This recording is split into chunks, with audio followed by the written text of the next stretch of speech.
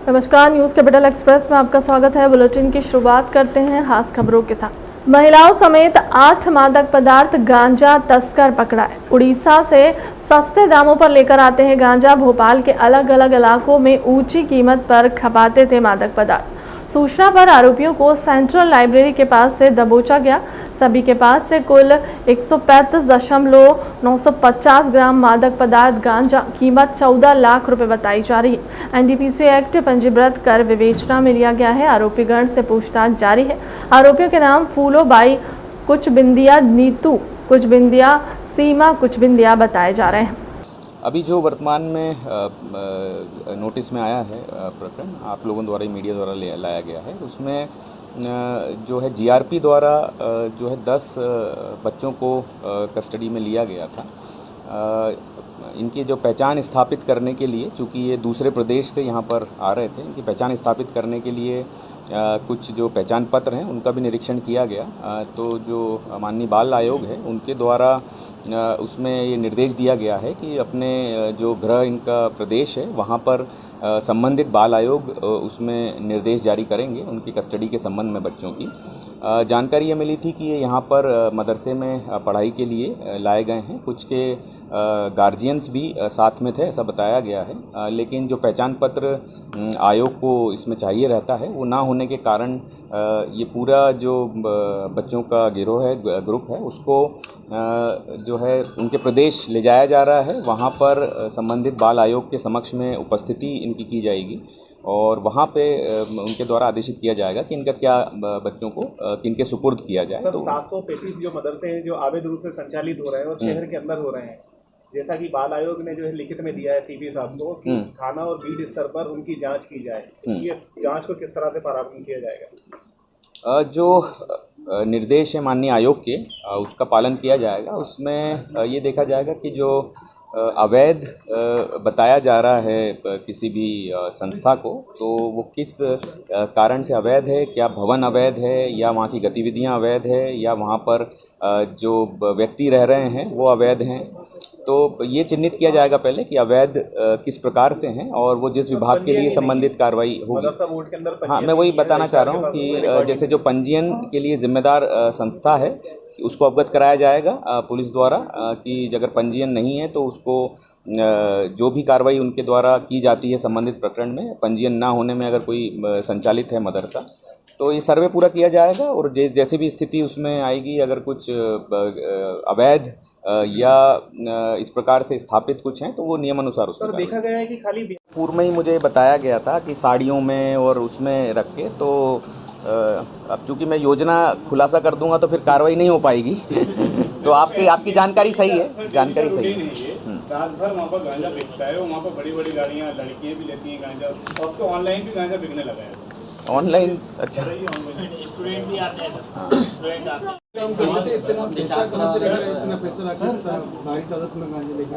पैसा तो इसी व्यापार में है ये। तो ये एक तरह से जो राशि, जो माल इनने खरीदा है उसको विक्रय करते हैं और विक्रय से जो राशि आती है फिर वही रोलिंग में लगातार चलता रहता है। विश्व की सबसे बड़ी पार्टी भारतीय जनता पार्टी है। सबसे अलग पार्टी है। पार्टी विद डिफेंस ने स्थानीय निकाय के चुनावों में उम्मीदवार चयन के लिए कुछ भी गाइडलाइन तय की, कुछ मापदंड निर्धारित किए और मुझे गर्व और खुशी है कि निर्धारित मापदंडों का पालन करते हुए पार्टी ने अपने कार्यकर्ताओं को टिकट दिए। एक व्यक्ति एक पद अकेली भारतीय जनता पार्टी है जिसमें तय किया गया विधायक महापौर का चुनाव नहीं लड़ेंगे। विधायक को महापौर का टिकट देना आसान होता है, लेकिन हमने तय किया कि महापौर का चुनाव विधायक नहीं लड़ेंगे। विश्व की सबसे बड़ी पार्टी भारतीय जनता पार्टी, सबसे अलग पार्टी है। Party with the difference. Party ने स्थानीय निकाय के चुनाव में भी उम्मीदवार चयन के लिए कुछ गाइडलाइन तय की, कुछ मापदंड निर्धारित किए और मुझे गर्व और खुशी है कि निर्धारित मापदंडों का पालन करते हुए पार्टी ने अपने कार्यकर्ताओं को टिकट दिए हैं। एक व्यक्ति एक पद, ये अकेली भारतीय जनता पार्टी जिसने तय किया कि विधायक हैं तो महापौर का चुनाव नहीं लड़ेंगे। विधायक को टिकट देना महापौर का आसान होता, लेकिन हमने तय किया कि विधायक चुनाव नहीं लड़ेंगे महापौर का। कांग्रेस के पास तो कार्यकर्ताओं का ही अभाव है, या तो कार्यकर्ता नहीं है या कार्यकर्ताओं की इज्जत नहीं है। कई जगह विधायक ही लड़ा दिए। ये भारतीय जनता पार्टी है जिसने सब मापदंडों का पालन करते हुए अपने बेहतर कार्यकर्ताओं को टिकट दिए, और टिकट की सूची में सब तरह के कार्यकर्ता हैं। एक तरफ डॉक्टर जितेंद्र जामदार, प्रतिष्ठित चिकित्सक, प्रसिद्ध समाज सेवी, तो दूसरी तरफ मालती राय, सुमन शर्मा जैसी हमारी जमीन से जुड़ी हुई बरसों से काम कर रही कार्यकर्ता। इस सूची में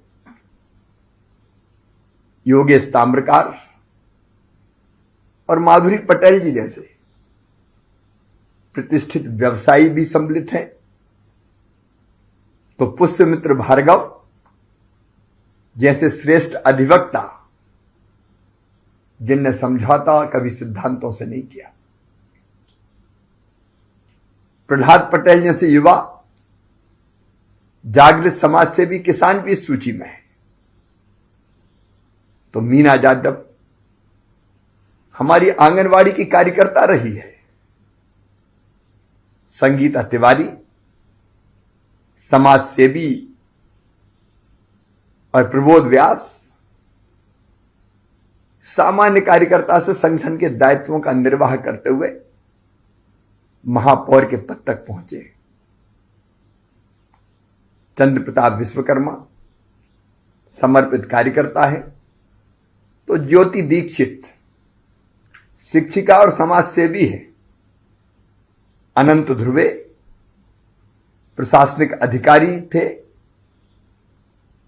और कुशल प्रशासकीय क्षमता के धनी, तो अमृता यादव उच्च शिक्षित समर्पित कार्यकर्ता, मुकेश टेटवाल और श्रीमती गीता अग्रवाल बरसों से पार्टी के काम में दिन और रात जुट के लगे रहने वाले कार्यकर्ता, लेकिन केवल संगठन का काम नहीं, समाज सेवा के काम में भी जुटे रहे।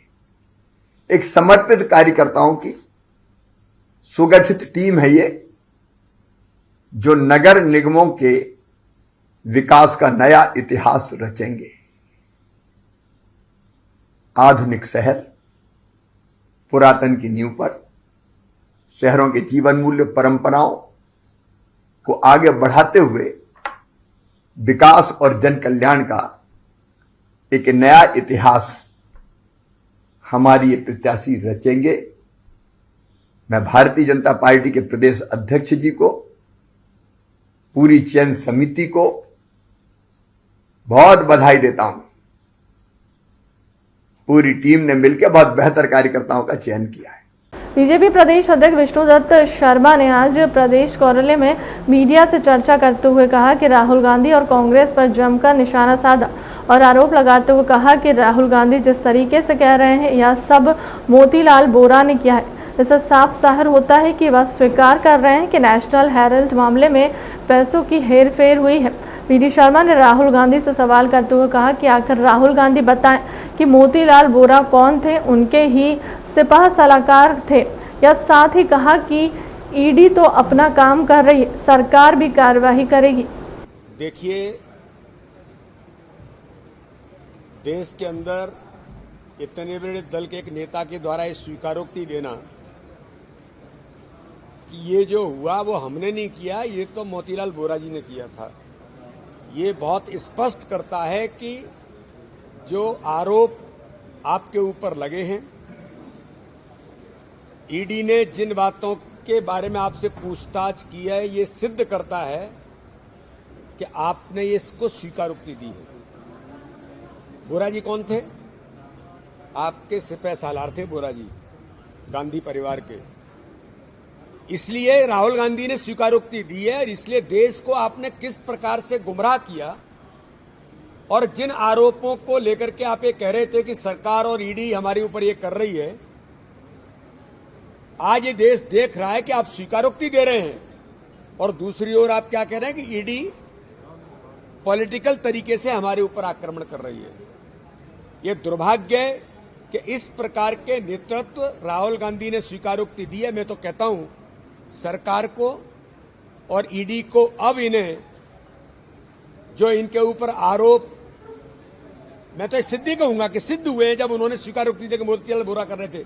आप किसी पर टाल नहीं सकते। अब आपकी जवाबदारी क्या है, आपकी जवाबदेही क्या है और पूरा ओवरऑल जो हुआ उसके अंदर इतने ट्रांजैक्शन हुए वो कहां गए? क्या मोतीलाल वोरा लेकर गए, गांधी परिवार के पास गए? इन सारी बातों को ये देश देख रहा है। गंभीरता के साथ जो ईडी काम कर रहा है, सरकार काम कर रही है, इसका जवाब देश जानना भी चाहता है और इनसे और इसके बारे में गंभीरता से ईडी इनसे पूछताछ तो करेगी ही, सरकार भी गंभीरता से इनके खिलाफ कार्रवाई करे। हम तो ऐसा मानते हैं। पिछले कुछ समय से देश भर में इस्लामिक जिहादी कट्टरता बढ़ती जा रही है। योजना पूर्वक हिंदुओं पर हमले किए जा रहे हैं। वर्ष प्रतिपदा पर भगवान श्री राम के प्रकोट उत्सव श्री राम नवमी पर देश भर में शोभा यात्राओं पर पथराव और हमले किए गए, जिसके कारण अनेक स्थानों पर कर्फ्यू लगाना पड़ा और देश भर में तनाव की स्थिति बनी हुई है। हिंदू समाज ने धैर्य रखा, जिसके कारण कोई बड़ी अनहोनी नहीं हुई। बाद में कुछ स्थानों पर हनुमान जयंती की शोभा यात्राओं पर भी पथराव हुआ। हिंदू समाज अपने ही देश में अपने आराध्य देवों की शोभा यात्रा नहीं निकाल पा रहा है। यह देश मर्यादा पुरुषोत्तम भगवान श्री रामचंद्र जी के नाम से जाना जाता है। इस देश का बहुसंख्यक हिंदू समाज के आराध्य भगवान श्री राम है।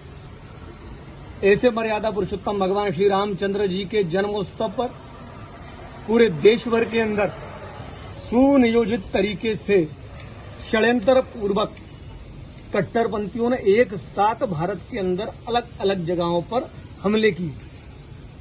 एक ही समय, एक ही दिन, एक ही शोभा यात्रा पर हमला। वर्ष प्रतिपदा पे, नव संवत्सर पर हिंदू समाज त्योहार मनाने के लिए रोड पर आता है तो उन पर हमले किए जा रहे हैं। इससे भी आगे बढ़कर श्री हनुमान जी के जन्मोत्सव पर पूरा भारत श्री राममय हो जाता है। हनुमान जी का जन्मोत्सव मनाता है। कई क्षेत्रों में, कई प्रदेशों के अंदर हनुमान जयंती पर भी पथराव हुए, बड़ी बड़ी घटनाएं।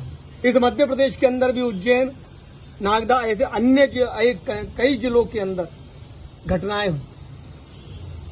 अभी कुछ दिन पहले बहन नूपुर शर्मा ने जो बयान दिया था, उनके बयान के बाद एक नहीं दो शुक्रवार की षड्यंत्र चल रहा है।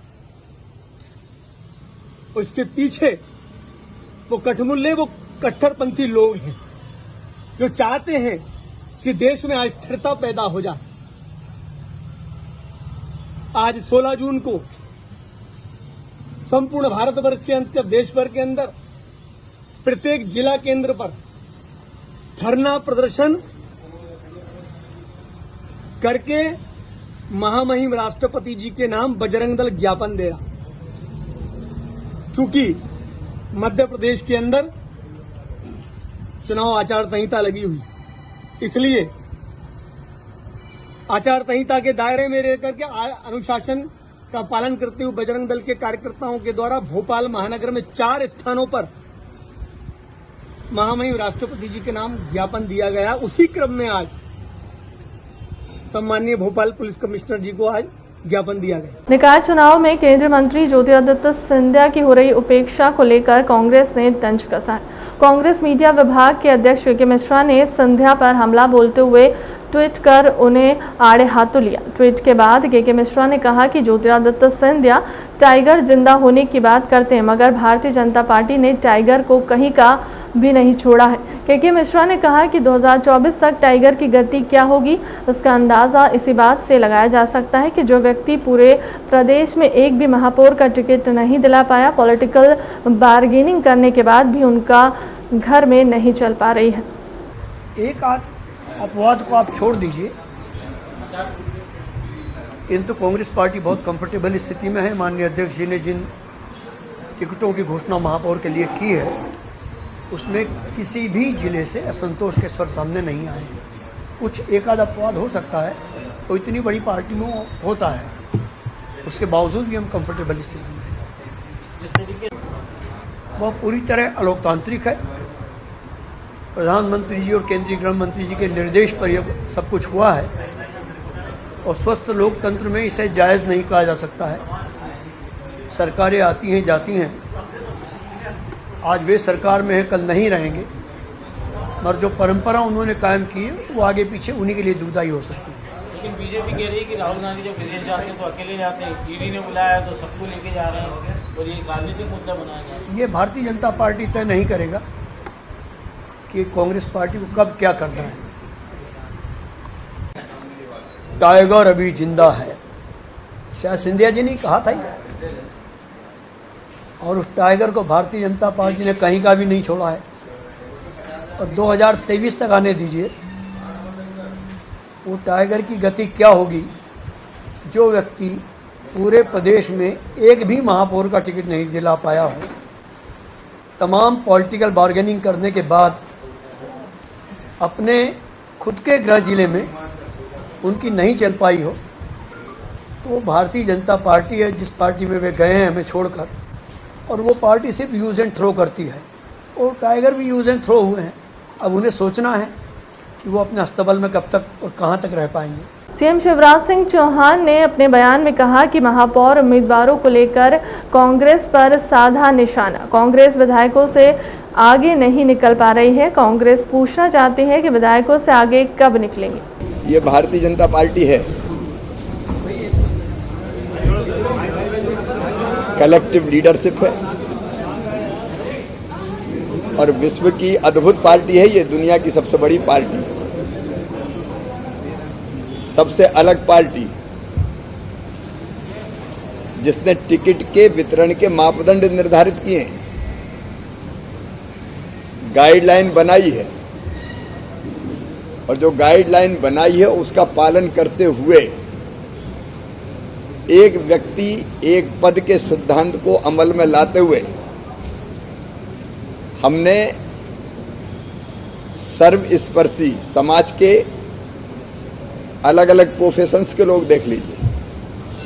अगर भारतीय जनता पार्टी के सूची आप उम्मीदवारों की देखोगे मेयर की, तो आपको आंगनवाड़ी कार्यकर्ता से लेकर डॉक्टर तक, व्यवसायी से लेकर किसान तक, समाज सेवी से लेकर शिक्षाविद तक, विधिवेत्ता से लेकर जमीन से जुड़े कार्यकर्ता तक, सबका समन्वय मिलेगा। कांग्रेस में तो यह हालत है कि वो विधायक से आगे नहीं बढ़ पाए कई जगह। मैं तो पूछता हूं उनसे कि क्यों और कोई है ही नहीं कार्यकर्ता तुम्हारे यहाँ? या तो कार्यकर्ता नहीं है, कार्यकर्ता का सम्मान नहीं है। भारतीय जनता पार्टी ने बहुत योग्य सूची घोषित की है।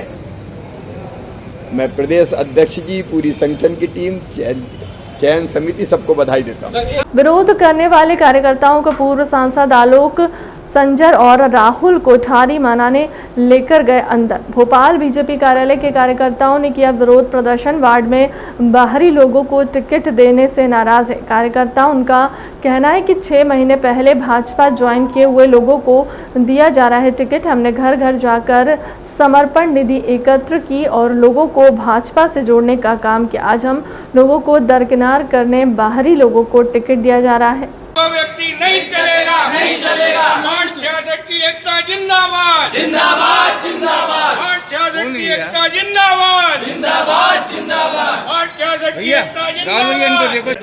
वार्ड 66 जो अनारक्षित वार्ड घोषित हुआ है, तो हमारे वार्ड में बाहर के वार्ड के लोग उम्मीदवार हैं, वो यहाँ लंगोट बांध के दंड बैठक कर रहे हैं हमारे वार्ड में। तो हमारे वार्ड के जो आदमी 40-40, 35-35 साल से पार्टी की सेवा कर रहे हैं, कलेक्शन का ला के दे रहे हैं, और आजीवन निधि के लाखों रुपए हमने इकट्ठे करके दिए। लेकिन आज जब टिकट की बात है, वार्ड 66 भोपाल का, वहाँ किसको दे रहे हैं टिकट है? अरे अभी नाम बताया वो गिरीश शर्मा, जो अभी 6 महीने नहीं हुए बीजेपी में आए हुए, दूसरे वार्ड का कांग्रेस से है, वो आके उसको टिकट दे रहे हैं। अपने वार्डों में हम लोगों ने घर जा जाकर सहयोग निधि का मांग रखी और हमेशा अपने वार्ड के लिए हम लोगों ने तन मन धन समर्पण होकर कार्य किया। पार्टी के प्रति सदैव हम लोग समर्पण थे।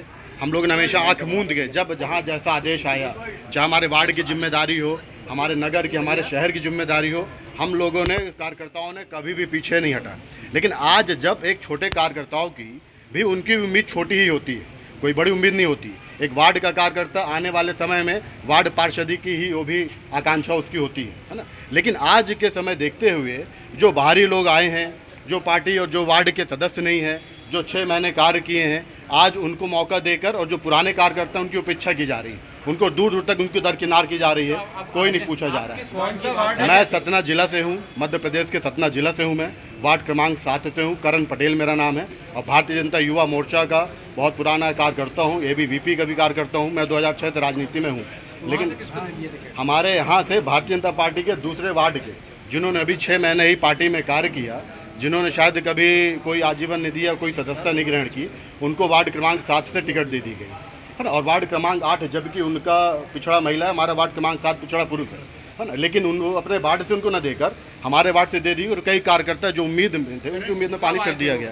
जबलपुर के भाजपा के संभागीय चुनाव प्रभारी ओम प्रकाश धुर्वे ने नगर निगम चुनाव छिंदवाड़ा और कटनी के वार्ड पार्षदों के नाम की घोषणा की। कटनी के भाजपा कार्यालय डिंडोरी में प्रेस कॉन्फ्रेंस कर जानकारी देते हुए भाजपा के कटनी छिंदवाड़ा के वार्ड पार्षदों की घोषणा। मुझे जबलपुर संभाग संयोजक का दायित्व दिया गया है। इसी तारतम्य में जबलपुर संभाग में 3 नगर निगम हैं, जबलपुर महानगर निगम और कटनी और छिंदवाड़ा। तो प्रथम सूची में कटनी और छिंदवाड़ा नगर पालिक निगम के पार्षदों की सूची माननीय प्रदेश अध्यक्ष VD शर्मा जी, माननीय संगठन महामंत्री हितानंद शर्मा जी के निर्देशानुसार हमने पार्षदों की सूची जारी कर दी। जबलपुर रात में कर दी। क्या लगता है ये चुनाव निश्चित रूप से भारतीय जनता पार्टी के काम के आधार पर हम लोग भारी सफलता हासिल करेंगे।